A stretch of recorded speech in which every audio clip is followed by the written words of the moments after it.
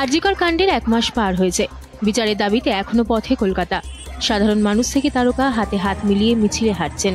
সকলের প্রতিবাদের স্বর এক, জাস্টিস ফর আরজিকর। প্রতিবাদে সামিল হয়েছেন সৌরভ গঙ্গোপাধ্যায়ও। মোমবাতি জ্বালিয়ে বিচারের দাবি করেছেন মহারাজও। আবারও একবার অভিযুক্তের কড়া শাস্তির দাবি তুললেন সৌরভ। নজিরবিহীন শাস্তির দাবি করেছেন তিনি। উল্লেখ্য, আরজিকর কাণ্ডের একেবারে প্রথম দিকে সৌরভের একটি মন্তব্য ঘিরে বিতর্কের ঝড় ওঠে। সেই সময় আরজিকর নিয়ে বিচ্ছিন্ন ঘটনা, দুর্ঘটনার মতো শব্দ ব্যবহার করেছিলেন সৌরভ গঙ্গোপাধ্যায়। সেই সময় সাধারণ মানুষের কটাক্ষেরও শিকার হতে হয় সৌরভকে। যদিও পরে সৌরভ দাবি করেন তার মন্তব্যের ভুল ব্যাখ্যা করা হয়েছে। সম্প্রতি শহরের একটি অনুষ্ঠানে যোগ দিয়েছিলেন মহারাজ।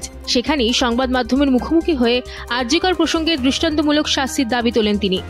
ভারতের প্রাক্তন অধিনায়ক বলেন, দৃষ্টান্তমূলক শাস্তি দেওয়া হোক, যাতে সারা পৃথিবীর কাছে একটা উদাহরণ তৈরি হয়।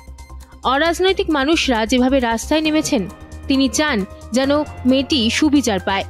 সৌরভের কথায় বিচার পেতে হয়তো সময় লাগবে, কিন্তু সাধারণ মানুষ যেভাবে রাস্তায় নেমেছেন তা দেখার মতো। যে বা যারা এই কাজটা করেছে তাদের শাস্তি দিতেই হবে।